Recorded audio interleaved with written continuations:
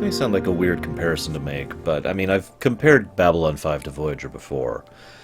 It's funny because I'm only making the comparison by coincidence, because of the fact that I happen to be looking at Babylon 5 on Mondays while I happen to be looking at Voyager on Tuesdays. If it wasn't for that, I probably wouldn't have thought of these side by side. But it's so interesting, because if you asked me, what's better, B5 or Voyager, I would, without question and instantly answer, well, Babylon 5. And that's not just because it's my favorite show of all time, but also because Babylon 5 does so much so right. You know, there's a lot of good things over there, and even though my ruminations of it tend to be a little bit on the short side, that's mostly because I think most of it stands on its own and doesn't need commentary or explanation. See, the thing is, though, Voyager does do at least two things better than Babylon 5. And one thing that's different, and then is up to you to decide if it's better or not. I've already talked about one of those, chemistry. There is amazing chemistry between the actors on this show. Just, I don't think there's any denying that. And that's something Star Trek tends to have going for itself in general. The other thing, though, I was watching this episode, and there's some really powerful emotional scenes in this episode, and some really good character stuff. And I was writing down the whole cloud effect thing. I need to come up with a term for it. I might actually call it the cloud effect, even though that seems kind of nonsensical. It's the idea that I'm okay with a silly or stupid premise as long as you do something good with it. Maybe I should just call that the Voyager effect. It's not a bad idea, actually. You know, the idea that, hey, stupidity, but then we do something good with it. There's a good episode as a result of it. This episode, really, when you think about it, its premise is ridiculous. Not only did they not explain it, I've already talked about, you know, all the problems with the labor shortage problem, which is at the core of the entire function of the episode. But in addition to that, that these guys have such incredibly expert ability to manipulate memories that they can specifically lock down certain ones, change certain ones, and allow other ones for races they've literally never even met before. That is such an inane thing that it boggles my mind. But I'm willing to go with that because it is because of those two specific things that we have most of the good character drama here. To be blunt, these episodes would have no real impact if they were just completely mind-controlled, if they were actually different people. In other words, if the actors were playing different characters rather than playing the same character with different memories. And there is a gulf of difference between those two, and I think I talked about that back in episode 1. What does this all have to do with Babylon 5? There's some real tension in this episode. There's some intelligent writing, but mostly it's really big character piece, and it's really big on hitting you with those emotional moments. And I started thinking about it because Babylon 5 is the thinker show. It's a show that doesn't really present itself as well as it could, and I've had this feeling for years. This isn't new. Most of the impact and strength of Babylon 5 comes after you stop to think about it, because it's written in such a way as to encourage you to think about it, and it's like, oh yeah, and then that, huh.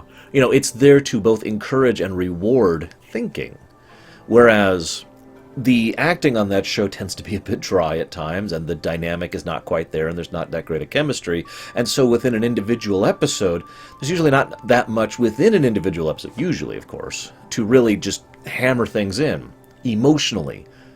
Now, Voyager is the frickin' opposite of that. With very few exceptions, Voyager is like, no, don't think. Turn off your brain. Turn off your brain. Here's some stupid, here's some technobabble, here's some dumb premises, you know. But at the same time, it has managed some very excellent, emotional, impacting episodes within those confines. Not due, again, in no small part, to the actors and their natural chemistry together. It's actually such a shame, because if we could, like, merge these two things, we would have, like, the perfect freaking show. Anyways, but I thought about that because this episode really hit me hard, and they do some really powerful stuff. I'm going to skip ahead of my notes drastically here. The scenes with B'Elanna are fantastic. Let me actually pause for a moment. Obviously, this episode, for those of you not aware, was directed by Roxanne Dawson, so she obviously was directing her own scenes. But she nails it. I actually think she's a pretty good director, especially a very good character director. It's probably why she ended up doing more directing in the future after this. So I like how she manages to pull a lot of emotion out of a scene that otherwise just kind of goes... You know, you'd think it would be you see a scene where two characters are discussing aliens have mind-wiped my crew and I'm trying to rescue them, and just think of the silliness factor involved there and all the underpinnings that allow that to happen. And yet she manages to pull some very powerful strength out of not just Chakotay, but far more importantly, Janeway. This is a big Janeway episode, and in a way, a big B'Elanna episode. Real quick, Rick Berman's a dick. Rick Berman, I wrote down the exact quote, "I'm going to give you another opportunity to fail," is what he said to Roxann Dawson. Now, Dawson herself basically gave the polite response to that when she was interviewed about it. She's like, "Oh, I think he just meant it as like whitewash. It's not actually as bad as it sounds." However, actually, I mean, just look at that sentence on the face of it, and even in the depth of it. From everything we know about Rick Berman and his attitudes at this point in history, no, he was telling Roxann Dawson, "You sucked, but it's okay because you get another chance to suck." At best, that's a backhanded compliment, which is also known as an insult that just happens to compliment someone. But the B'Elanna scenes are great. And because it's so hard to actually picture this, I can't. I actually have a very good memory. I was challenged recently to think about the oldest memories I have. And I started listing memories I have when I was 4 and 5. That's about as far back as my mind goes. But I kept listing and kept listing and kept listing locations and people and activities and things that happened and I did back when I was 4 and 5. It was a big list. I actually just ended up cutting it off after a certain point because the other person was like, okay, I get it. I can't imagine what it would be like to be separated from my memories. They are such an important aspect of how I define myself. And that might be true for most people, I don't actually know, but for me, my memories are extremely important. It's one of the reasons it bothers me, actually, when I have only vague memories about something, and why it bothers me, for example, that I have such a hard time remembering people's frickin' names. That's been true my whole life. But I look at this situation, and I try to put myself in B'Elanna's shoes, of having a whole life, and then having that wiped away, and then having fragments of another life, and then the two basically slowly merging. By the end, they have all their concurrent memories. All the events that happened, therefore, matter to the audience because they have an impact on the characters. They do remember all the things they did on this planet, as well as their lives beforehand. And that's powerful. And she gets it across so simply when she just moves around the room examining the things of her former life. And Neelix nails it. He's just like, I'll leave you alone. And quietly walks out. It's great stuff. And there's a couple of scenes like that with her. She only gets a couple scenes because she was directing and she didn't want a huge workload. But it's... oh, God, it's good stuff.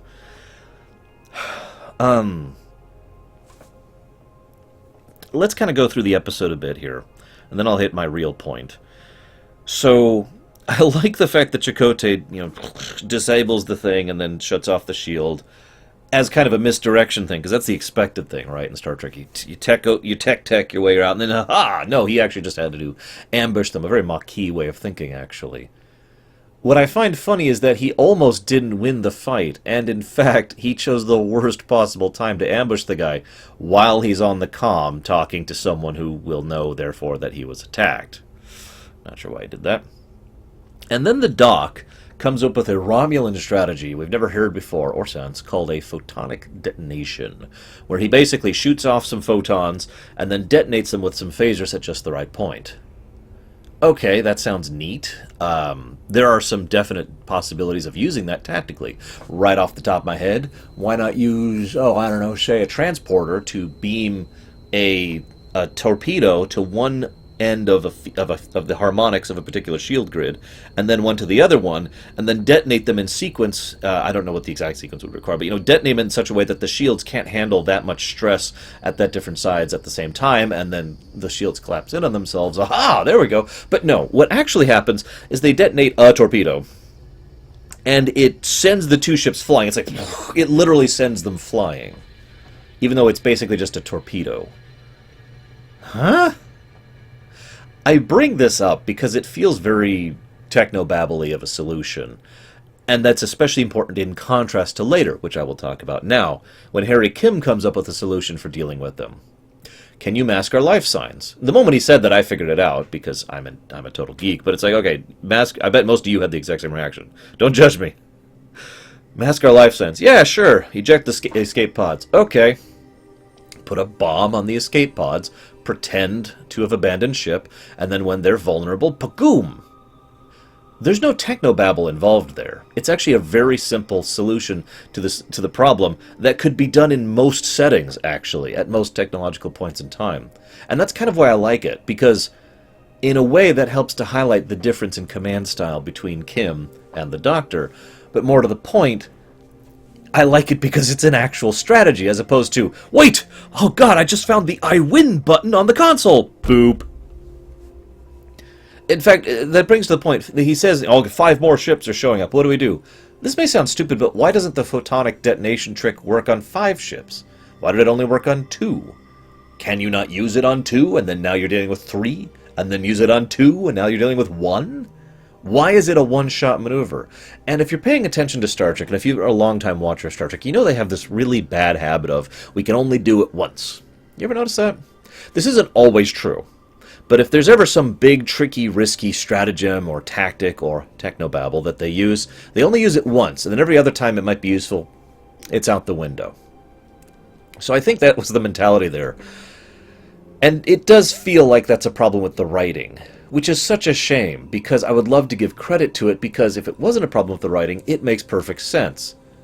The programmed with strategies AI came up with the technobabble solution. The guy, the human, came up with the strategy that actually, and both of them worked too. So credit to both sides as well. And it would be a great way to show the difference in their thinking. They've actually tried to do this before with Kirk and Spock. How Kirk, despite being nowhere near as smart as Spock, could think around him thanks to his penchant for lateral thinking and for thinking outside the box, and therefore being able to do things that a more logical mind wouldn't consider. So, I like the idea, I just don't think they really did that on purpose. I started taking notes of character names. Did you know the Doctor is actually named Kadan? They say it once in this episode that I saw, and I finally wrote down his name because he's just been nameless Doctor Dude for so long.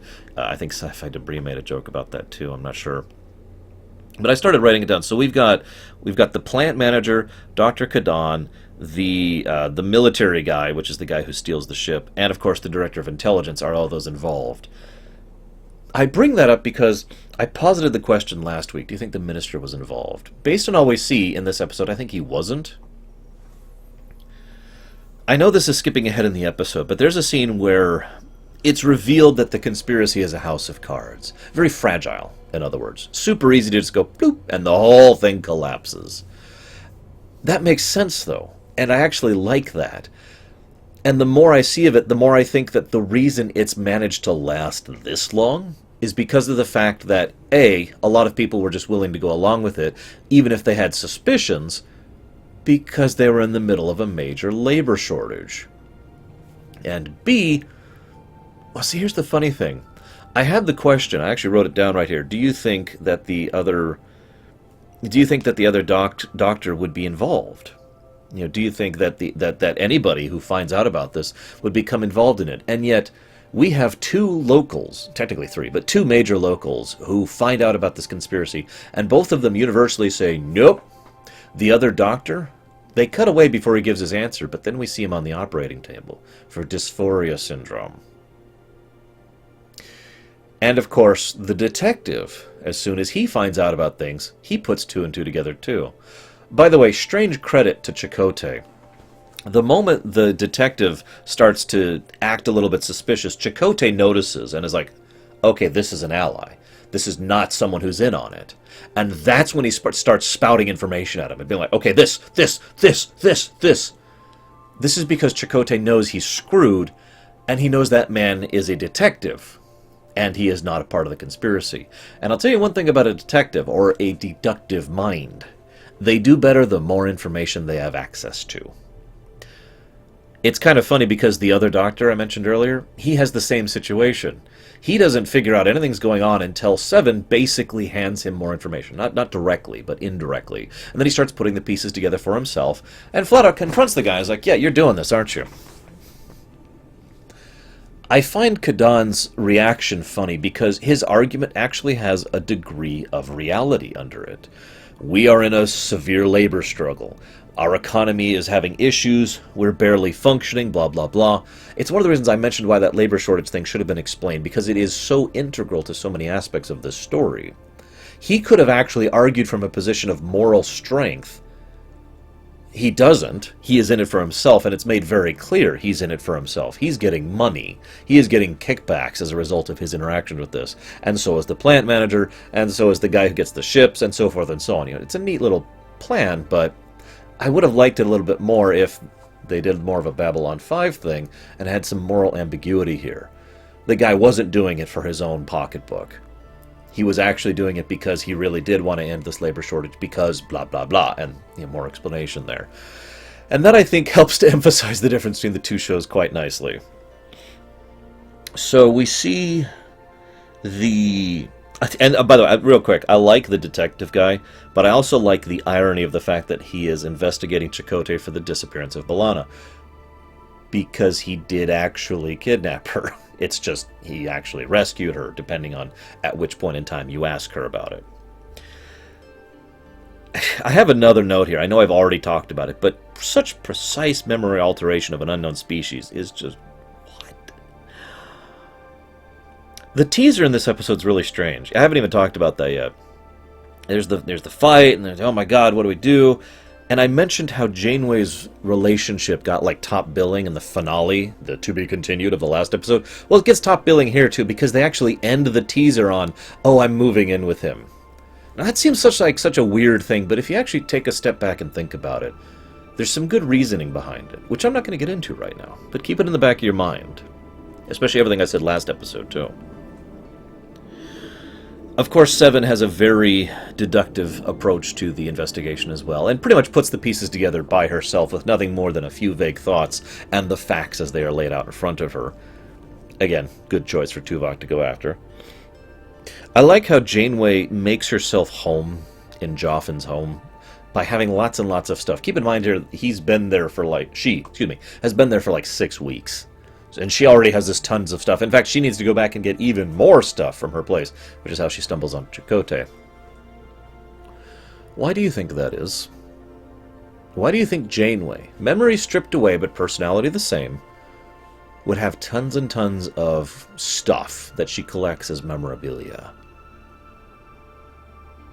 I came up with 2 theories, and I would as ever love to hear your guys's. Theory number 1, distractions.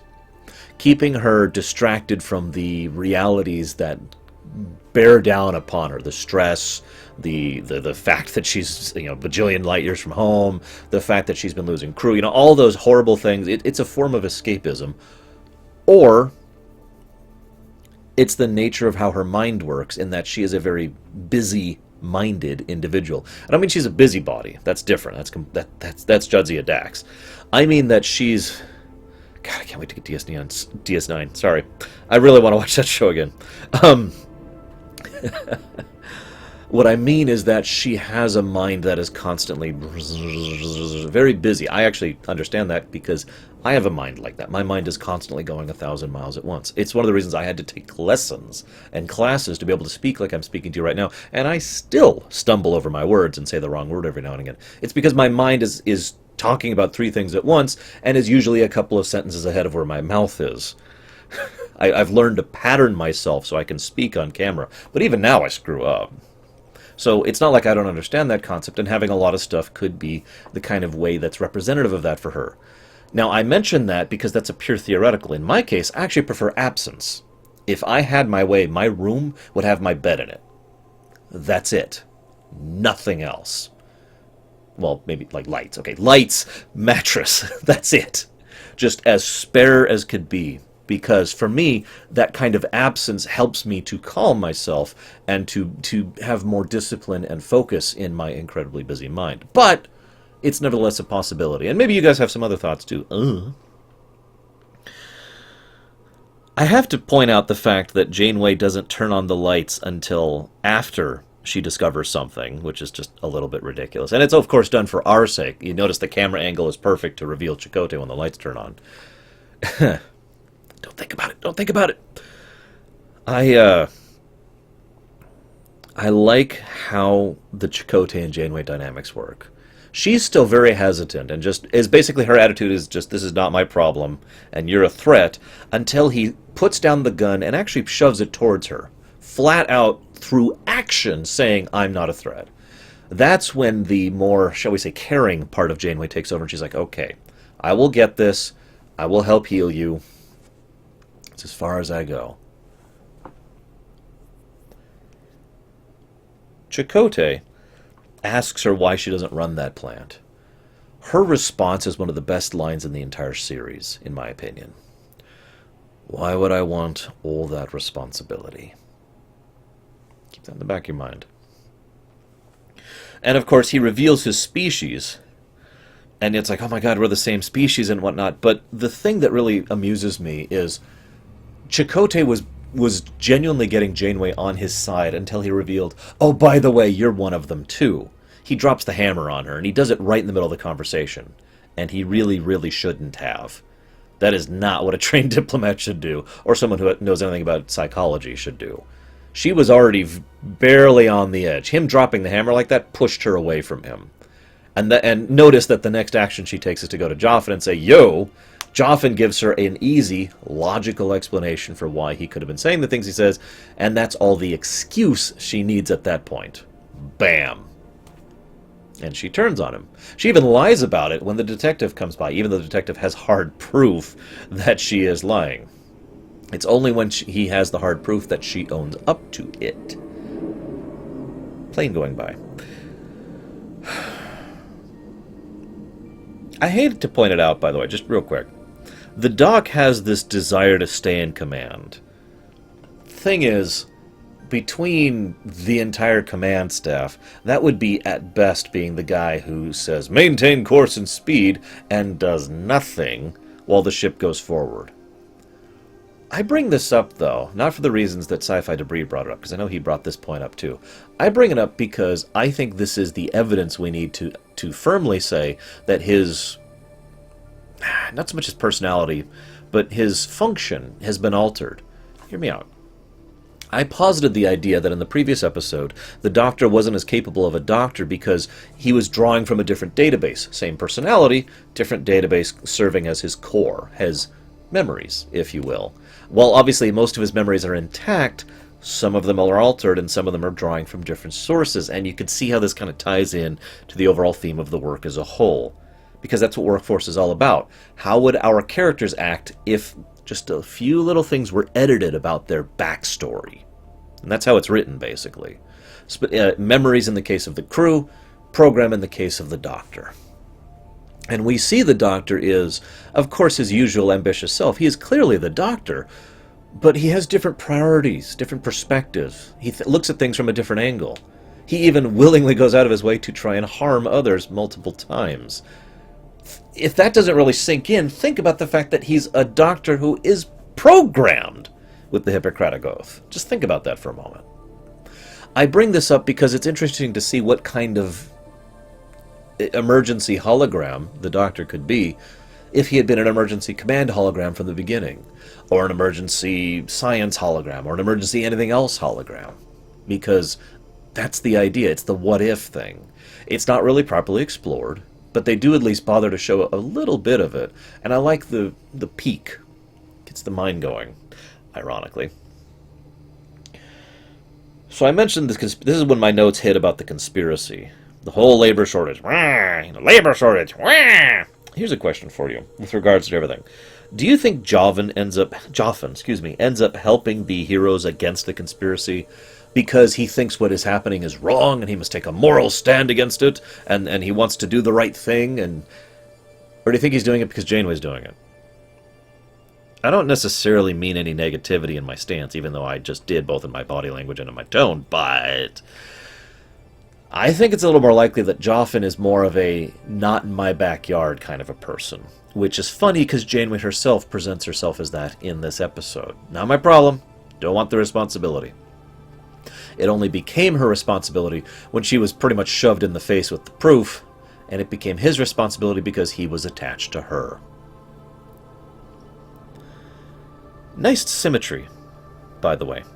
The fact that Janeway starts off in Workforce 1 with nearly overloading the core, and she successfully does so towards the end of Workforce Part 2. It's a nice touch.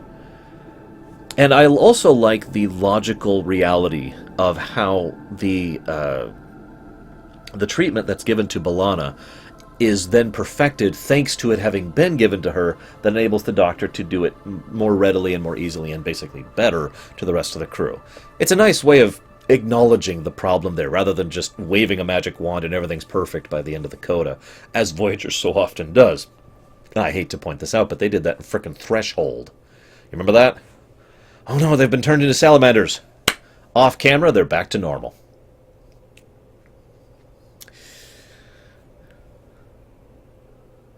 I do have to ask why Joffin had to be a member of the crew. I mean, Lord knows he would be valuable based on his engineering experience, but couldn't he just been a passenger? And if I could be 100% blunt, why can't she fraternize with her crew? I know what you're about to say. I understand the base reasoning, regardless of all other situational circumstances. If you have to command someone to do something unpleasant, having to command someone that you really love romantically, that causes the possibility of you screwing things up. Either you might not give the order, thereby causing things to get worse, or you give the order and your relationship is worse, because you just ordered your loved one to their death, and they survived somehow. Actually, TNG examines this exact same concept. I forget the name of the episode, but it's with Picard and a woman who looks astonishingly like Beverly Crusher, which always weirds me out a little bit. So I get that, but these are very unusual circumstances that Voyager is in. And in this kind of circumstance, people pairing up is kind of inevitable. Tom himself mentioned that back in Season 3. And she would not be the first to do so. Second point, even in these specific circumstances, I mean, why not just have him not be a part of the command staff? Is Seven a part of the chain of command? If so, where does she sit? Is she just below everyone else? That Cadet Bob can walk up and be like, Seven, go get me this hypospanner. I just pointed out because let's be honest with us. I know that the reason Joffin didn't come with is because he was a guest star for one episode, the end, goodbye, right? It's a shame, though. And I mean that sincerely. Not only do I think that he made a fairly good fit for her, think about the extra poignancy it would have added to Endgame if she had had someone who she was with during the trip home. I also want to give praise in one other way. Really, Joffin and Janeway are actually a pretty good match. There's not a lot of great chemistry between the two actors, but there's some good dynamic, especially in the dialogue, and you can see how their two personalities match quite well. And they went out of their way to show that despite the fact that he was flirting hard early on, there's a lot of actual enjoyment in the other's company that doesn't involve, getting under the bed covers, to put it that way, between the two of them. And I like that. And the way that Janeway hugs him on the verge of tears right at the end was very powerful, and really showed, again, how screwed up this whole situation is. Just like the B'Elanna stuff earlier did. How do you deal with those two lives merging like that? Especially when you have to lose something so close to you as a result of it. Because I think there was a real attachment there. I mean, who would want the responsibility of having to do that? And that brings me to my own coda. I've said before that this was Janeway's episode, and if you've been paying attention, I've been kind of hitting the point of Janeway's character development throughout both episodes. It is my opinion that Workforce is one of the most definitive Janeway episodes in Voyager. Right up there with, I suddenly can't think of the name of it. Night? Is that Night? Night, yes, that's the name of the episode. I kept wanting to say The Void. I'm like, no, that was just a few episodes ago. Night, the episode where Janeway kind of secludes herself away. I think that was season 5. God, I don't remember. But you probably know the episode I'm talking about. This episode really analyzes Catherine Janeway. Not Captain Janeway, Catherine Janeway. Because remember, that's part of the whole point, right? These are the same people, just memories are a little bit different. Consistently and throughout, she portrays someone who is kind, but doesn't want to go too far, and doesn't want the responsibility of all those people weighing on her shoulder. Catherine Janeway comes across very strongly as someone who has consistently and persistently bent under the weight of command. And this is true through the entire series, including the very first episode, in my opinion. I've talked about this before many times. I think that this really helps to codify Kate Mulgrew's examination of the character, which I've also talked before about, which is exactly what I'm mentioning here. This is a woman who was never meant to be commanding. Not because she's female. I got a hilarious comment recently who was like, "Oh, you're just an anti-woman," which actually made me laugh so hard. Thank you, whoever you are. I needed that laugh that day. But not because she's female, but because she's not a captain. Because she's not a commander even, really. She's a science officer. And she doesn't want this burden of having to choose. And in fact, I find it hilarious that I'm being called out on the female aspect of this when that was actually a part of Christopher Pike's character arc, if you'll remember, in the only episode he really was established in. I'm tired of choosing who lives and who dies. It's a great scene, actually. And while I'm not a huge fan of The Cage, to be 100% honest, that scene had some weight to it, and it made me think how many other captains were thrust into the captain's position who didn't want to be there, who weren't meant, if you will, to be there, who ended up doing it because they were competent enough, or maybe because there were people pushing them, or maybe because they were just needed there, and they had a sufficient sense of responsibility to do so. This is another reason why I would have strongly argued that the version of Janeway who was not captain to begin with, but then ended up taking that position because no one else could, would have been stronger. It would have made so many more scenes much more potent, including this one. Why would I want all that responsibility? Well, the answer is she doesn't.